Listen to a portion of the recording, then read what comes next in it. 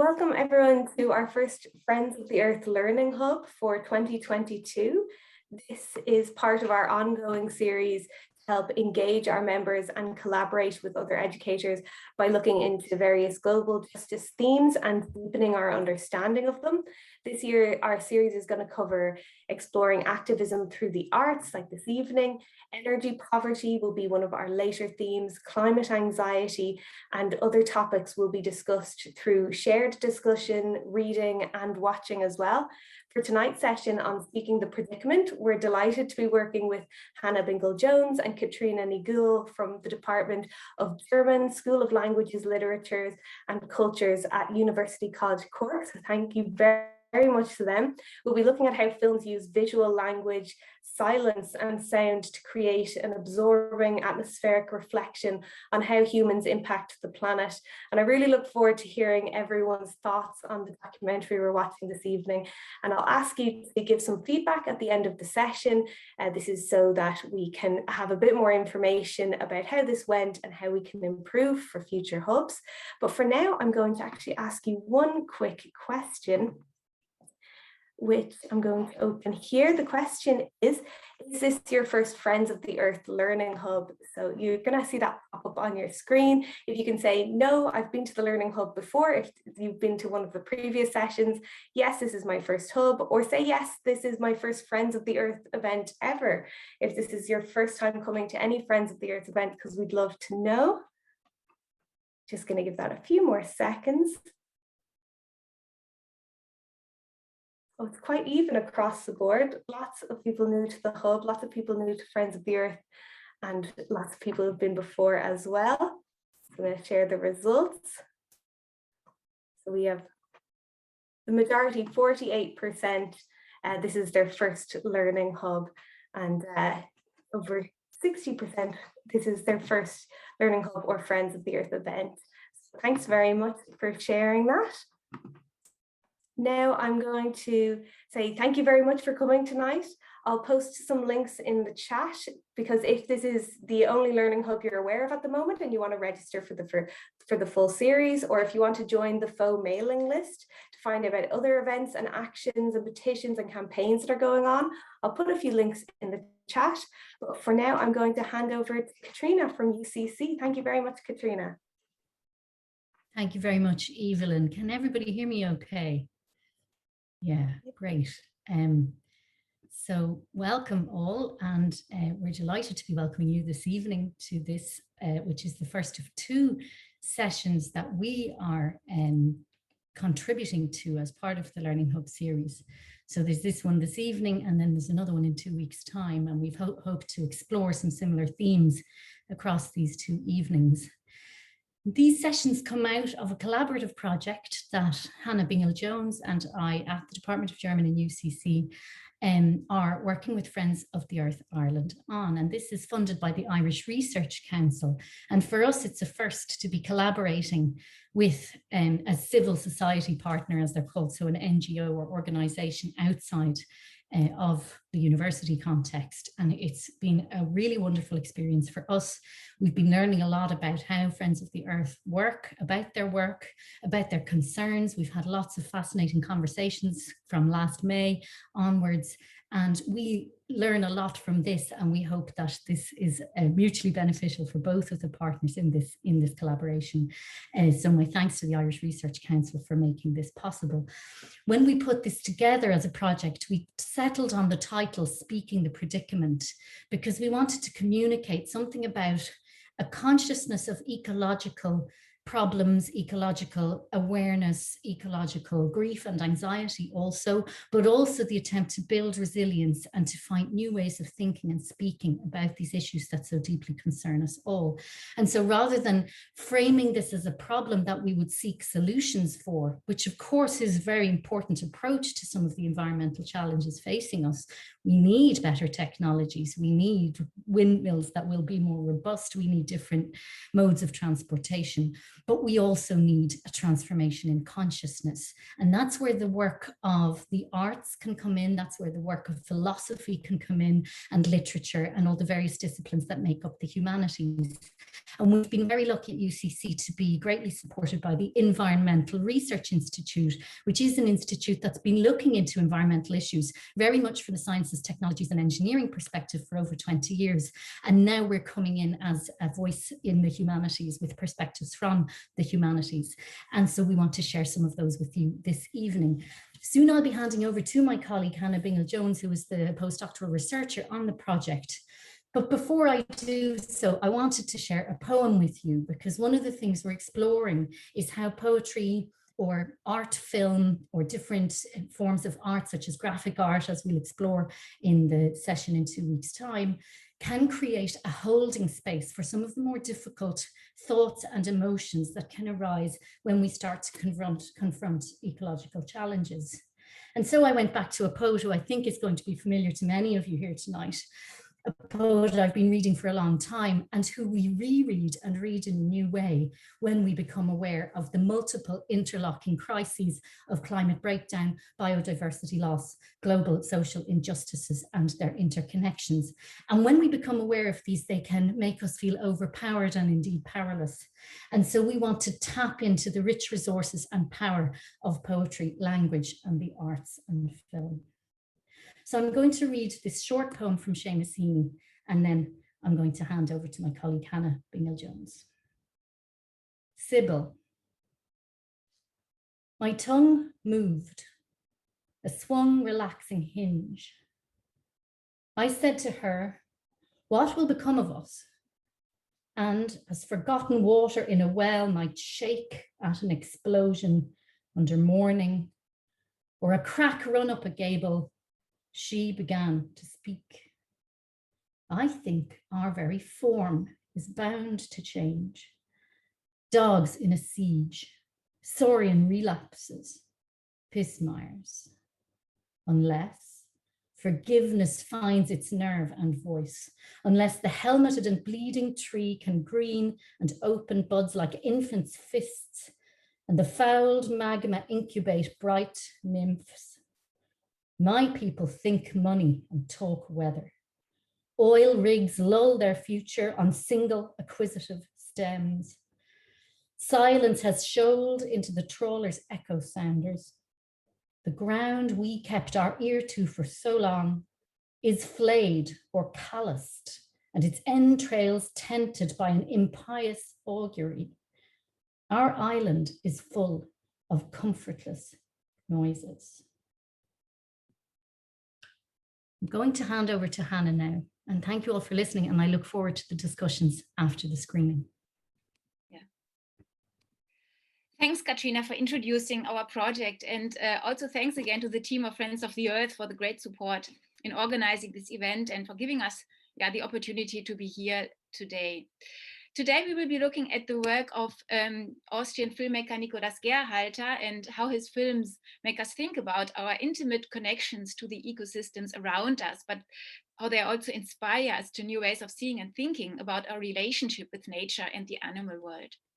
Environmental issues have, of course, been a leading topic in documentary films for quite some time, and there is an extensive genre that addresses climate change and sustainability. Geyrhalter's films contribute to this genre, but they are also explorative and rather experimental in their approach, and they refrain from making explicit comments on ecological problems.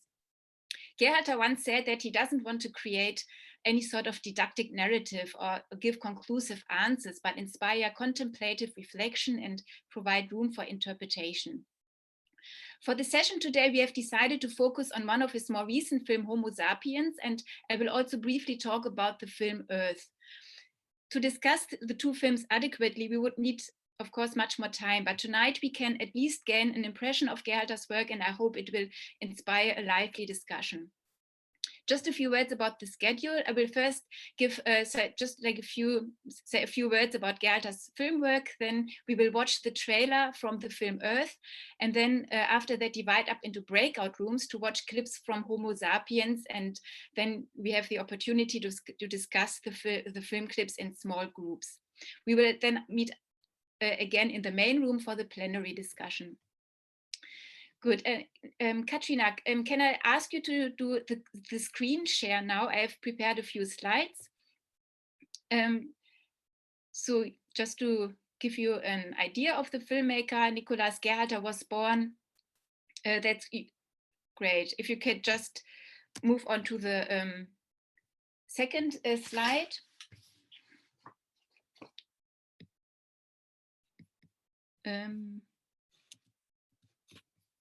So I have to, sorry about that. Yeah, so yeah, Geyrhalter's film was born in Vienna in 1972, and to date he had made 15 documentary films that have been honored with many awards. Geyrhalter is the producer of his films, and he is always also behind the camera himself. It is difficult to describe his complex words in a few words, but a unifying theme of his films, or a passion that drives him, is a fascination with spaces, how people live in these spaces, and he problematizes the way they adapt them to their needs. Geyrhalter is particularly interested in spaces that take people out of their comfort zones. In an interview, he said, if you click on the next slide, Katrina, that I'm fascinated by zones where people don't normally look. These rather unseen or tabooed zones are, for example, the highly technologized food industry that he explores in the film Our Daily Bread from 2015. Or also the film Pripyat from on his earlier films, about the contaminated zones in Ukraine, in the city Pripyat. There is clearly a strong sense of political and moral urgency in his work. So Geyrhalter, as he once said, also seeks to explore something more elemental, innate about human being, which in his view has a rather timeless relevance. And that is a quote on the next slide, Katrina. I try to make films which, if they are found in 100 years from now, will still be readable and have a universal language. I'm not making films only for the present audience, but I try to preserve mainly environmental circumstances. So I think this is an interesting quote, and this idea of a universal language of the human condition. But I don't want to comment on the quote now, but we can come back to it after we have watched the film. I will now show a trailer from one of his latest films, Earth, which was released in 2019. And if you click on the next slide, Katrina, the film, like Homo Sapiens, belongs to the most well-known of Geyrhalter's films. And like Homo Sapiens, it addresses the irreversible impact of humanity on our planet. But Geyrhalter chose a different approach to this topic in Earth. The film portrays vast construction sites, quarries, and mines, and observes the people who work in these places and cause massive changes to the landscape with heavy machinery. I would like to give you an impression of the film now, and for this I actually have to do the a screen share now. So unfortunately the quality is not so great when I do the screen share, but I hope it will still be possible to hear the sound properly.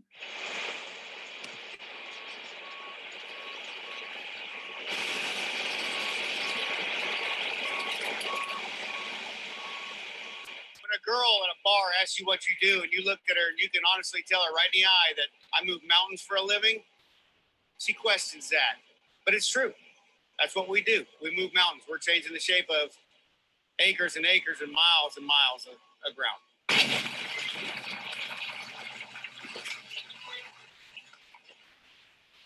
Da drin bohrt man direkt durch den Fleisch des Gebirges. Und das ist das Besondere daran, das hat man diesen direkten, besonderen Kontakt zur Erde, wo man alles sieht, wie sich die Erde in Jahreszeit entwickelt hat, wie die ganzen Schichten verlaufen, wie die Schieferung ist. Ja. Natürlich ist es ganz was Besonderes, weil da fühlt man sich ein bisschen wie ein Astronaut, weil man begegnet diese Stelle als erster Mensch.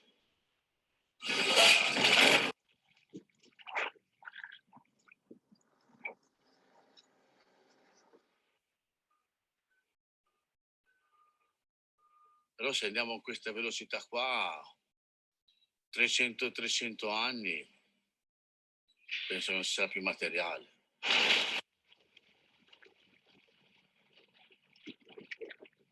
Digamos, de modelo económico hacia un modelo mucho más coherente con la protección de la naturaleza y el consumo racional de los recursos, o bueno, este sistema no va a llegar mucho más lejos, o cambiamos o nos hundimos claramente.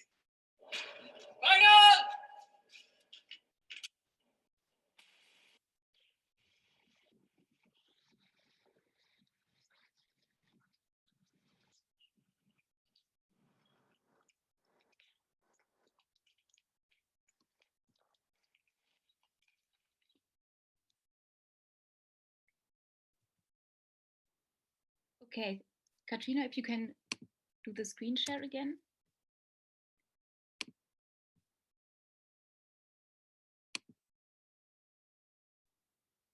Yeah, so what we see in the have seen in the trailer are these incredible wide landscape shots of high-tech mining and construction sites, cut with interviews with workers who explain their work and how they feel about it. As a viewer, we become aware of a strong kind of paradox, as on one hand, we are given insight into the rationale of the workers and how they feel also uneasy about what they do, but also justify it. But all that we can really see as viewer is this overwhelming destruction, what almost seems like a scarring of the earth. And it is the landscape that we primarily identify with. And this emotional relationship with the landscape is also to a huge part achieved by Geyrhalter's stylized filmic technique. Katrina, if you can switch to the next slide. Yeah. So what we see in the film, though we don't see this so well in the trailer, is that Geyrhalter often uses precisely framed wide panoramic shots, and he holds the shots for a long period. The lack of camera movement gives the image an almost photographic aesthetic. Filming wide shots from a distance and with long takes, this has an influence on how the landscape appears to us. We become aware of the vastness of the space, but the wide shots also direct our focus away from the human perspective to the relations between the objects, the relations between the humans, the machinery, and the landscape. The quarry in the still appears at once monumental and fragile, and due to the artificial lighting, there is almost like a surreal, almost hallucinatory quality to it. I also would like to mention the central image composition of the still, which is also typical of Geyrhalter's style. Everything is in focus. There is nothing in the foreground that catches our eye. Geyrhalter often frames his shots in such a symmetrical way. In the film Earth, this captures or visualizes the scientific precision with which nature is exploited. A lot of the film's emotional effects derive from this disconcerting tension between the two poles of an impressive, mighty nature and its calculated destruction. This film technique I've just described, the kind of the wide shots, little camera movement, and holding the shots for a long period is also relevant for Homo sapiens. These long shots can be confrontational and unsettling, but they also allow for a meditative mode. And this is also what Geyrhalter says himself. If you now switch to the next slide, there's a quote about how he commented on his camera technique. The audience is allowed to search for details in the image and to see what they can discover. Usually in film, we just make a cut and go closer, telling the audience what detail to focus on, and I wanted to avoid that. So, and this kind of contemplative filming experience is quite special about Geyrhalter's film, and then we can also talk about how does it actually impact us, how do we feel about it, and what kind of what kind of emotional impact does it have on us. Now I would like to say a few words about Homo Sapiens, because before we go to the breakout rooms, the film Homo Sapiens is purely about spaces within nature and traces of human constructions and infrastructures. If you go to slide 8, Katrina, thanks. Geyrhalter worked on the film for 5 years and traveled to different places around the world in Europe, Argentina, Japan, and the United States, where he filmed desolate public places, industrial buildings, and military zones. Some of the places are recognizable. They've kind of gained an iconic status, such as the streets of Fukushima or the Ukraine town Pripyat. But a majority of the locations are rather unknown, and they are neither specified in the film nor in the credits. Geyrhalter obviously wanted to explore types of places rather than the narrative of specific locations.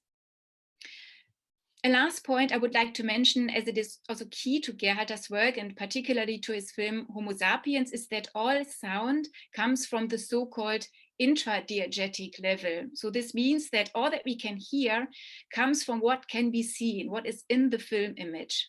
So Geyrhalter never includes music coming from the Extra-Diegetic level from outside the film image, as we have in most films, in order to create tension and emotions.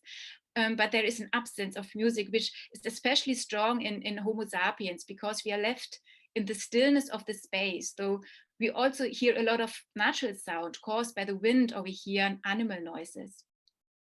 And again, this use of sound can have an unsettling effect. And in combination with the long takes and the images, the desolate images, some may not find it so easy to watch the film, or maybe have a strong emotional reaction to it. But we would like to create a space where we can share these feelings, reflect on the emotions, and then also discuss how we can learn through it.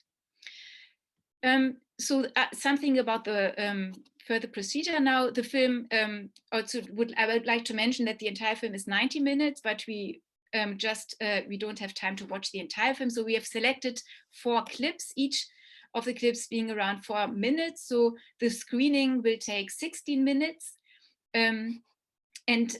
Unfortunately, we have decided not to do a screen share, because as you realize with the trailer, the quality is, it just impacts the quality if we watch it together. So we will post the link in the chat, and then you can watch it, each person individually, meet in the breakout rooms, and think about the film. And also we have prepared 4 questions for you, so that you can also have the kind of guiding questions. And I would like to ask Katrina now to read through the questions which are on the next slide.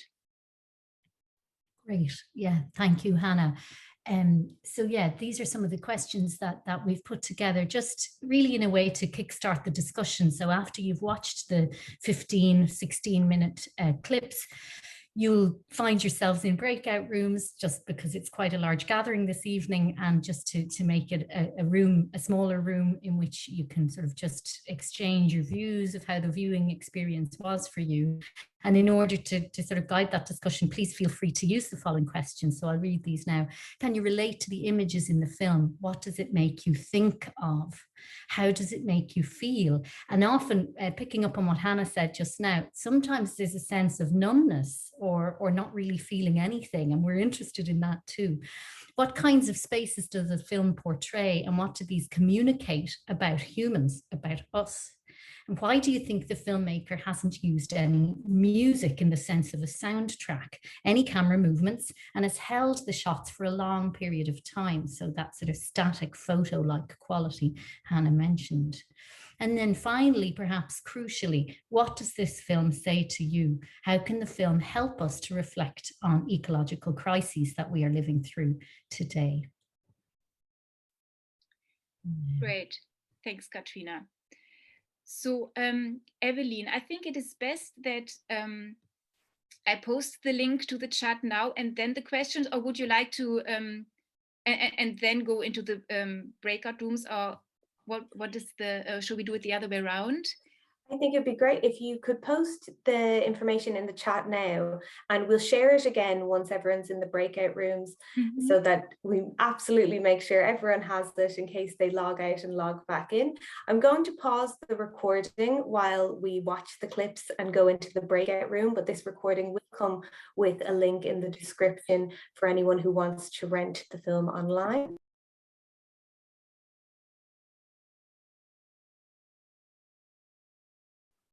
So, yeah, so Katrina is now going to moderate the discussion. I don't know if Katrina is still in the breakout room. No, I'm here. Perfect. Can you hear me okay? Yeah, hi. Well, it's just wonderful to be in this virtual space. It feels like being in a lovely crowded hall. So now that people have their cameras on, welcome again. And we hope that you, well, I don't want to say enjoyed because I don't want to preempt your responses. There may have been viewers who didn't enjoy that at all, and we want to hear about that too. So it's really just about having an open discussion about what your experience was and then leading towards that final question that we're really interested in exploring with you. How could watching a film like this help us to reflect on ecological crisis and maybe give us new resources, help us to build our resilience? A theme that came up in our breakout room was stillness. There are a lot of very still moments in the film, and you find yourself having to just sit with the images and cease trying to be active, cease trying to impose an interpretation on them. And maybe this lesson of stillness is one that could be valuable for us. So yeah, I mean, I'm here very much in a facilitating capacity, and we'd really love to hear from you. One thing we could do is just go around and ask if people from each breakout room would like to say something about what came up for them and what themes you explored together, whether there were any shared things coming up for you. So I'm just going to sit, keep an eye on the chat and keep an eye on the hands. So if anyone wants to just unmute and go for it, please be our guest. I'm going to go for it, Katrina. And I just want to echo a word that was used in our group by one of the participants, and it's the word sad. And also one I used myself was the word scared. And really, I don't think I need to say very much more about that. Just that was what it conveyed. Thank you very much for sharing that, both to you and to the other people in the breakout room. And I'm sure that will resonate with others. And the sadness and the scaredness are connected surely to this vision that Geyrhalter is showing us of a world without us, in which there are traces of us, but in which we ourselves are not present. And that can be quite an uncanny or eerie feeling, but it can lead to these reflections or feelings of abandonment, of loss, of something not being cared for, was what came up in one of our conversations as well, that these are very uncared for spaces, they're abandoned spaces. So the feelings that arise from that are feelings with which I think we're all familiar. You know, the very fact that we've decided to come here this evening to discuss these issues means we've already confronted or grappled with questions around loss and sadness in connection with ecological issues. So thank you for that, Moira. Would anyone else like to come in? Yeah, Fran. Yeah, I echo that sort of uncared for thing. And I think I wasn't thinking of people being in the spaces, but I was thinking of how we leave things, how we create things and leave a mess, a horrible, horrible, horrible mess, and use an awful lot of resources and leave it like that. And I find that painful to watch. Yeah. I'm laughing now because I'm being so ferocious about it. But no, I find it very painful to watch. And it is, I remember being brought on a guided walk of the Burren in County Clare by a local guide. If anyone has the opportunity to do that, definitely do. And anyone who knows that area of the country, you know, you're looking at something that's been there for such a long time. And then you're shown a Folacht Fia, which is a remnant of a much earlier period in our civilization. And the guide said something like, well, you know, that's all that's left in the end is just a mess and a heap of bones. You know, it was a very philosophical walking guide. But these can be when it's the prospect of being confronted by ruins is an interesting one. And that's where what I find helpful is to think about the other ruins that we're surrounded by all the time. You know, there are ruins that we travel a long way to go and see. There's the ruins of ancient Rome and ancient Greece and other ancient civilizations. So what is our relationship to ruin? I think can be a really good question to ask now. And Sorry, but can I just say to that? But I see a difference. I see there's a large scale kind of thing like this that to me feels, maybe I'm just being special about ruins or something, and maybe it's because they've been there for years, but there's something, because it feels like all kinds of things left in places, and I don't know, just Yeah, and that these are the ruins of industrial civilization, which are very different to any kind of ruins that went before. Sean O'Conline. Yeah, thanks. I think it was mentioned, the word sad was mentioned in our group as well. But I also kind of thought that in each one of the pictures, there was a notion of someone's pet project or even a dream.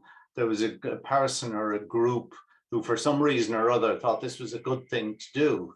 And for some reason it failed, you know, and then it was just abandoned. I'm actually living in Leitrim, and in Celtic Tiger days, we just built houses everywhere, supported by the government and tax incentives and everything.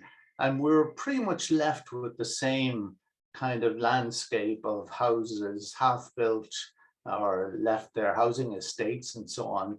And I was kind of thinking about that as I was looking at the film, that what were the forces that were driving this kind of investment, if you like, investment of resources and people and everything into something which ultimately failed, you know, so they all failed. And then they were all abandoned. And even though, and just like the houses in Leitrim, they were lovely houses, they've been maybe starting to be used now, but there was such goodness there that for whatever reason, it wasn't good, you know, so the circumstances, the dreams weren't really proper dreams maybe. And then when they're abandoned, we tend to see the abandonment rather than what was the initial drive, you know.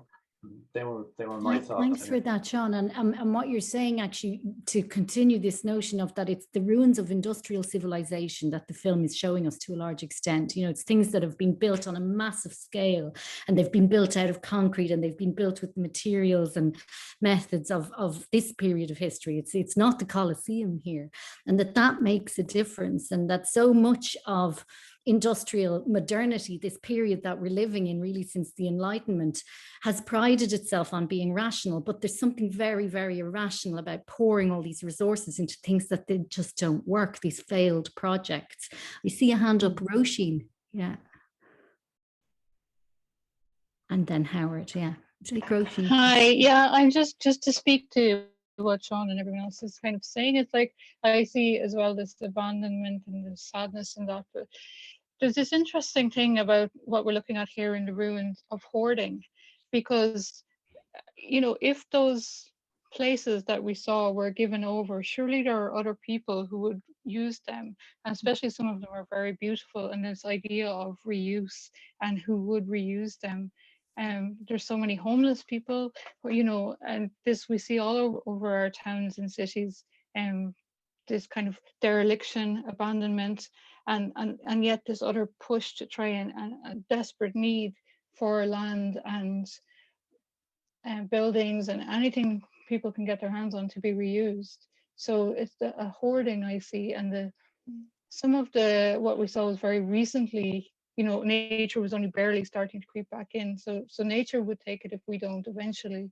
But this idea that, you know, the sadness for me is that we don't give away what we're finished with and think about the end of life use. Yeah. And that the squandering of resources that you're identifying there, that always leads into social justice issues. It can't not. So if resources are invested and infrastructure is built up, structures are built, systems are built, and then they're just abandoned and lying there, then, you know, that's a question of a distribution of resources that's dysfunctional. And we see that so much. So it returns us to where do we see that closer to home? I think, Howard, did you have your hand up as well? I can't hear you though. Maybe can you unmute your microphone, Howard? Yeah, I think I can see there we are now. Yeah. Just two words that occurred to me, and I wasn't in the breakout room, but one was, the first one was dwarfed by some of those, somebody said massive structures, and the fact that there wasn't usually a human there for scale or whatever. But also bleak was the word that came to me rather than sad. I didn't feel sad about it. Maybe I should have, but another point that somebody made, Sean, I think, about Leitrim, that I remember going down, funny enough, it was to the Galway Film Fair, I think, on the train, traveling right across from Dublin a few years ago, and talking about these ghost estates. It was just amazing to see them from a railway line where I wasn't static, but you'd be passing lovely houses, and they would have been kind of almost, some of them luxury estates, obviously, but they were ghost estates because they were boarded up, even the windows of them, or you know, I suppose so nobody could break in. But they were in the middle of nowhere, and again, it is a terrible use of resources to the way they were misdirected, I suppose, is one way of putting it, and badly planned. The other thing, I believe, one reason why they can't sell or even give to homeless people some of these estates, is that they're built often built, they would be flooded, you know, they're built on floodlands or something like that. They were just planted anywhere, and I think it was for the tax incentives, as somebody said. I know it can be heard there, but so I think there are probably legal issues if they put people in them as well. So I think nature probably will reclaim them unless somebody gets an idea. I suppose it's up to the local authorities, or I don't know enough about that. But anyway, amazing to see the images and the collection of images that way. So thank you for that. Thanks, Howard. Yeah, and this question of the film, even though many of these locations are from different places across the globe, but what's really interesting with this kind of contemplative viewing is that it returns us right back to in a sense, where we are. And it's really interesting to hear those connections with things like the ghost estates and the zombie estates of the Celtic tiger, the squandering of resources and the irrational systems that we have for allocating resources, in which so many then are excluded while other things go to waste. I think there's another question from Manuela, and just keeping an eye on the chat. Manuela, if you'd like to, and then after that, Sonia. Thanks. The word sadness, the feeling of sadness was quite strong, but also of hope for me, because the places where there was a lot of desolations, destructions, empty of people, but when I heard in one of the clips the insects and the birds and the fluttering of the birds, that gives hope. Life goes on. The nature re-established itself. It's been destroyed, but it's not the final word, let's say. Final word for people, because the people are not back into Chernobyl yet. They're not. But they are definitely, the birds and nature goes on, life goes on. So that was a message that I got from it, of hope, really quite strong. And from a technical point of view, I found it very effective, that it didn't add any music, any additional music, that it didn't zoom in or focus on anything in particular. It was just like still photography, and with some movements from the wind, from nature, really. And the beauty also of the ocean outside, of stunning, and looked through the lens, let's say, from a destroyed, desolated place that you have around, you look outside to the beauty of the environment outside. So that really sent me just a strong message there, really. Thank you very much for raising that word hope, and because I know hope among many people who've been environmental activists for a long time, or who've been involved in campaigns, and where it seems like things are getting worse and the awareness of the issues doesn't lead to the appropriate action, that hope can be something that's very difficult to cling to. I know there are some slogans that we see at demonstrations where they're talking about moving into a space after hope, and yet hope can be a very powerful force. So I think to watch a film like this, where we have bleakness, sadness, abandonment and desolation, and still to find hope is a really, really interesting tension almost. So Sonia and Anna, so we'll maybe take Sonia first. Hi, well, I basically just wanted to kind of echo what Manuela was saying, that, you know, I actually found them very beautiful, the spaces. I thought the photography was stunning. I loved that sense of stillness. And yeah, there was a feeling of sadness to things, but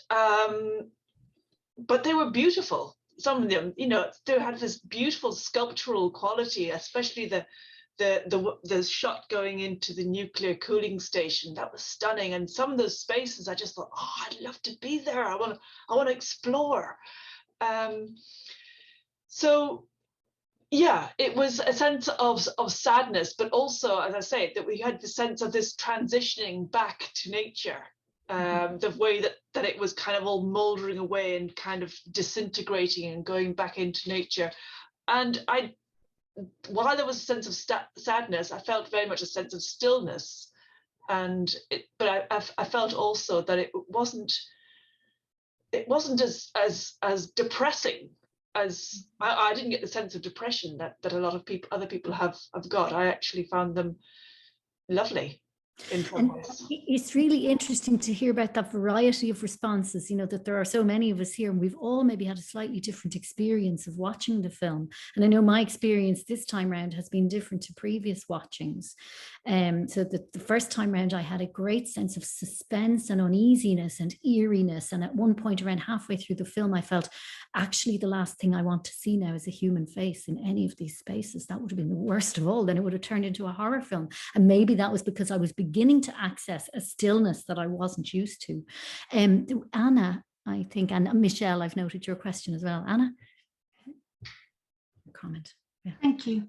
Yes, so I've really enjoyed everybody's comments that have spoken. And it was also when Manuela spoke about hope that I thought, well, when I was watching it, when we discussed in the breakout room, was about what I thought was maybe one of the scenes to do with, say, an animal slaughterhouse, perhaps. And when I saw the big saw, I thought to myself, oh, probably not. But then when I saw the skeletons, I thought, oh, probably. And then it started within myself, then a series of thoughts, just to say I have been vegetarian, I'm now meat eating again. But it made me then think, well, I can make a choice. And so for me, when I was watching them, all the images, I was thinking they're very artistic, very beautiful. You can look out on that horizon with the sea, the waves rolling in. But you get choices, you know, you look at things, and if you think about the animals, you can make a choice about that. And then I think, was it just one? I'm really sorry if I missed your name there. But even the derelict spaces, we can think about what do we want to do with those as well. So to see beautiful screenshots, to my mind, because I did think they were lovely, makes you think about the choices you want to make going forward. So that almost as if the power of the images can be a way to empower ourselves as well. Yes. Great. And oh, hang on a second. Roisin's hand, but I think that was it was Michelle, and then Creighton. Yeah. Thanks, Katrina. The story I'm telling myself about so it's kind of, there's the technique and the content, and the story I was telling myself about the technique is that there wasn't deliberately not much stimulation, like drama, music, movement to still the mind. So I can't watch it with my mind. I'm kind of drawn into watching it with my heart, like just feeling it, like and that deeper place, like it feels like an important place to create content from, because the content that's out at the moment isn't stirring us into revolution, and maybe this deeper place it's a more spiritual place, and bringing us into that place is kind of like, you know, it might stir a deeper action. So I think the final image, like, of the roller coaster is quite stunning. Like, it just, like, life being that roller coaster, and this is all that's left. Like, and is this the legacy we want to have? Like, on, you know, when we look at those, Thank you for that. That question of the capacity of art to empower transformation is the one we're really trying to get to grips with in our research project. So it's just really inspiring to hear all of your responses. I see Creafin as well, and we do have time for maybe one or two more questions or comments, and then I think I'll hand back over to Hannah after that. At that point, we may have time to watch one more minute from the end of the film, but let's see how we go. Creafin. Oh, I'll keep it brief. I when watching, I noticed the kind of stillness and how there are lots of different ways to read what was being shown and kind of expressed and pick up on different aspects, and from what like different people having very different stories, like what Michelle's saying, like that you're kind of seeing yourself, and like everyone is bringing different values and associations as well to the spaces, and what it used to be versus what is now, and like whether that's good, bad, or other, and it kind of makes me think of how, like, if you look at a tree in isolation, just a tree on its own, and then you look at a stone on its own, and you look at these and think these are totally different. They're like, one's really like brown and like tall, and then a stone is gray and smooth, and like these are nothing alike. But in like a forest or by a stream, we would consider them all like very natural and part of like this greater space.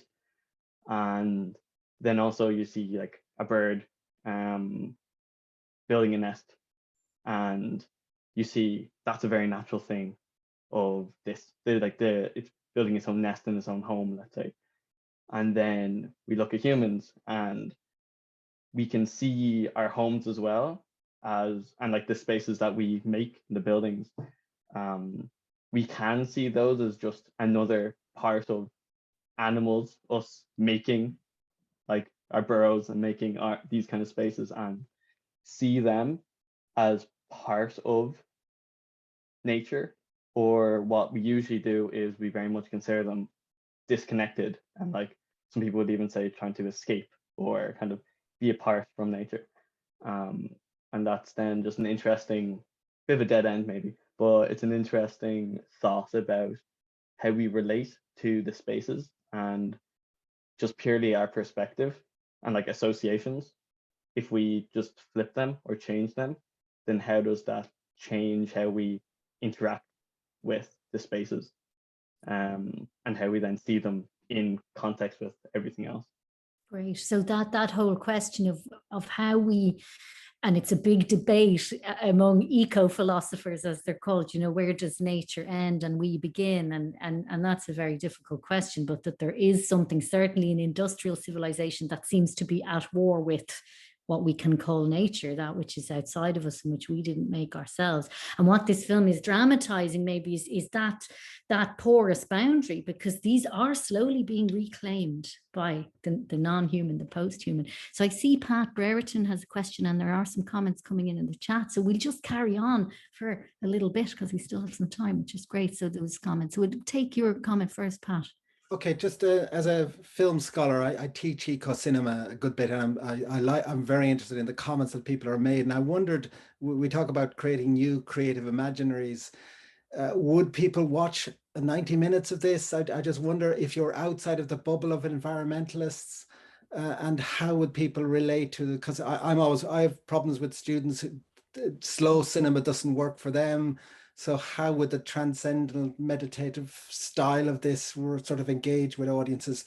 I think I saw Earth in the IFI, and audiences found that bit too much, and that's very engaging because it's much, but this is really sort of hard going, I would argue, but really good for the soul. But how does it connect with sort of majority audience who want their sensationalizing, and how to slow things down is sort of difficult. But I'm fascinated by everyone's comments on what they see in this text. Thank you. Thanks for that. And it's, yeah, that question of, you know, and we actually talked about this before the session. This just may not be people's cup of tea. And when we get back after the breakout rooms, a lot of people might have just walked off.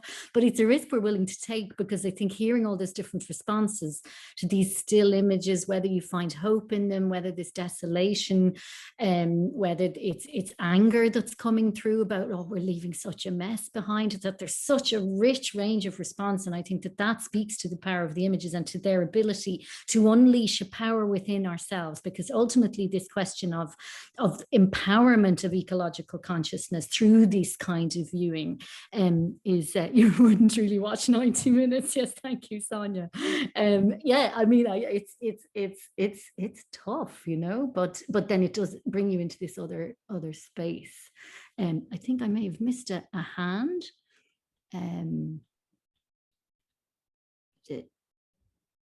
Like you, yeah, that's a really interesting question. Seamus, did you come in? Yeah. Sorry, I see a question from. It would just be the. Okay. Sorry, Howard. There was just, we had a really a question in there. That's a really important one about the accessibility of this kind of image, which I'd love to hear. Seamus's comment there, that, you know, whether this is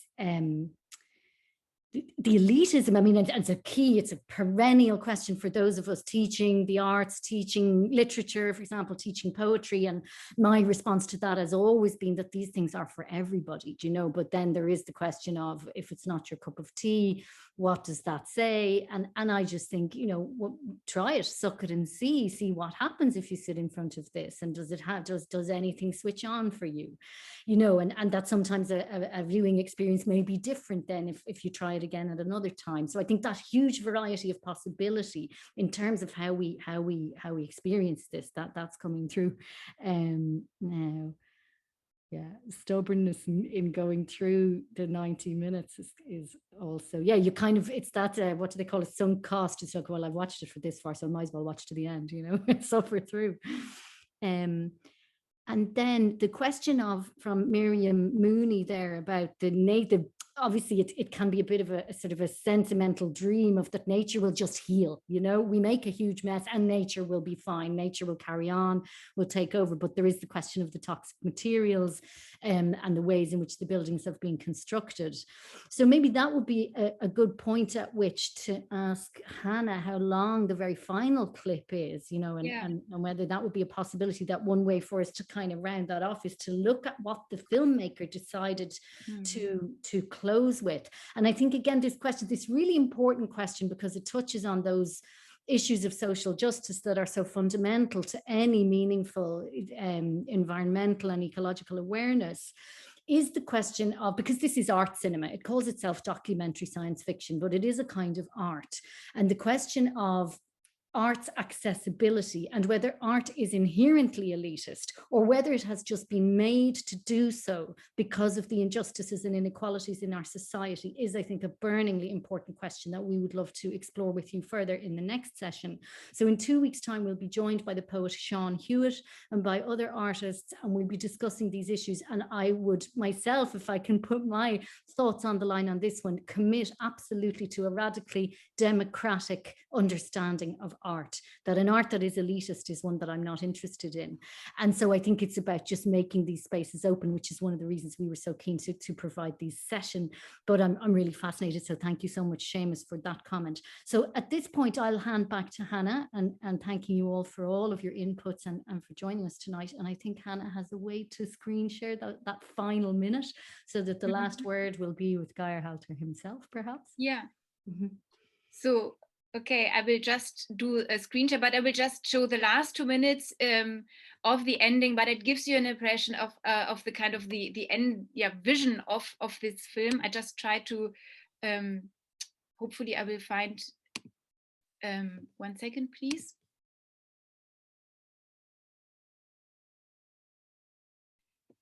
Yeah. I'm hesitant to comment on the ending first. I would like to ask you, what is your impression? How do you see, there's a strong symbolism in the ending, of course, but what have you taken from it? I thought, spoiler alert here, but she dies in the end, meaning Mother Earth or whatever. Sorry, being facetious.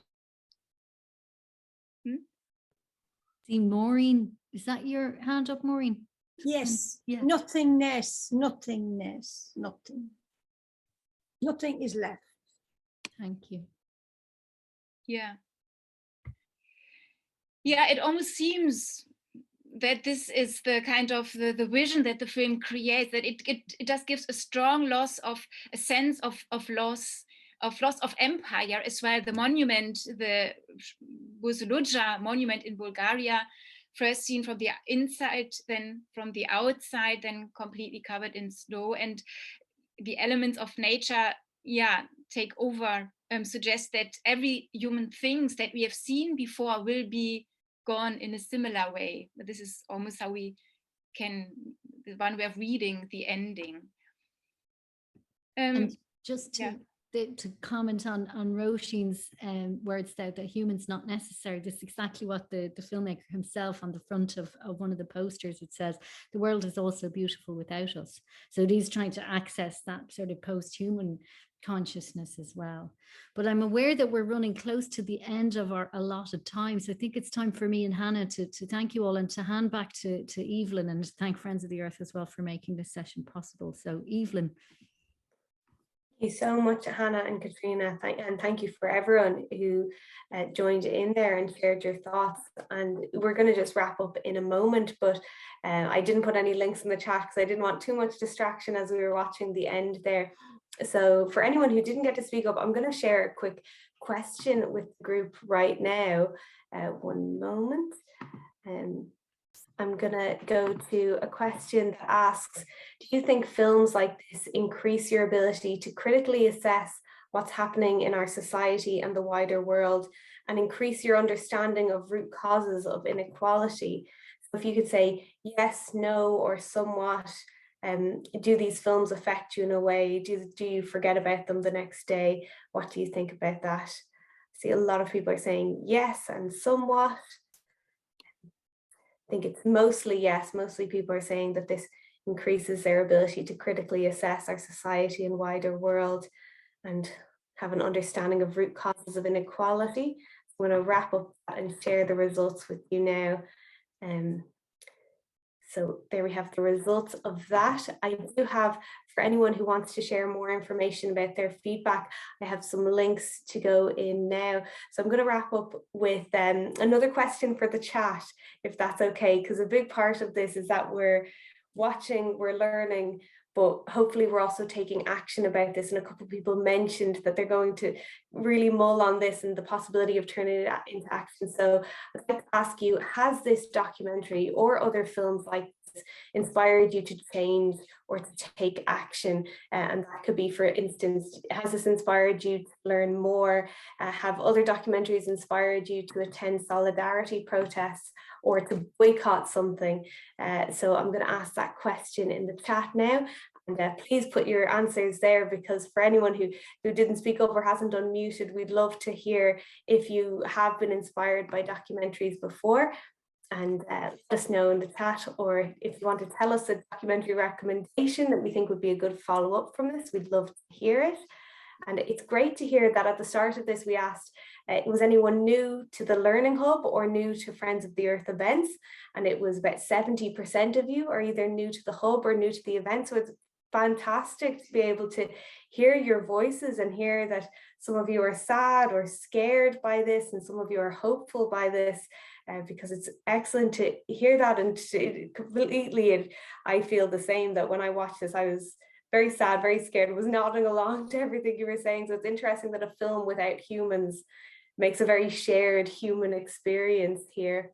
Our next Learning Hub with UCC will look at eco-poetry and graphic art used in environmentalism, and everyone here is welcome. Then in the coming months, we'll be exploring energy poverty, climate anxiety, and we'll be looking into the book, How to Blow Up a Pipeline, which we'll be posting out to people. We'll send that in the emails if anyone wants to buy the book off us. Please help us meet our requirements and get some feedback if you can. I'm going to share an evaluation form here if you want to tell us more, because we really appreciate any feedback you have so that we can improve upon the Learning Hub sessions. And also I'm going to put a link that if anyone hasn't registered for the other sessions. And if you're interested in those topics, or you want to join us for the next one on eco-poetry and graphic art, that registration link is there. If anyone wants to join the Friends of the Earth mailing list to know about other events and actions we're taking, I'm going to post that there. So lots of links popping up in the chat, and for the recording, I'll put them down in the description. If anyone really feels inspired that they want to take action and join a local group, a local climate action group, you can join your local One Future group by following the link I put in the chat or down below just now. And I know some people were asking, could they watch the full film? So I'm also going to share a link if you want to rent the full film. I think I've put about 6 links in here now. But thank you so much to everyone who's joined us tonight, and a huge thank you to Hannah and Katrina for facilitating this and for showing us this film.